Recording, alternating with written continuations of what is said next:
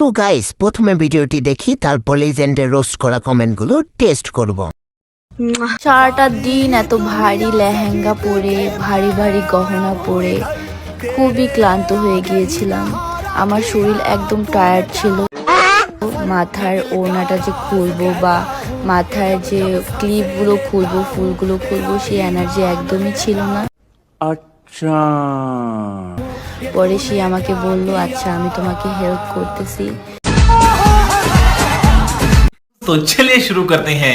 আর কয়জনের হাতে আনবক্সিং হবা?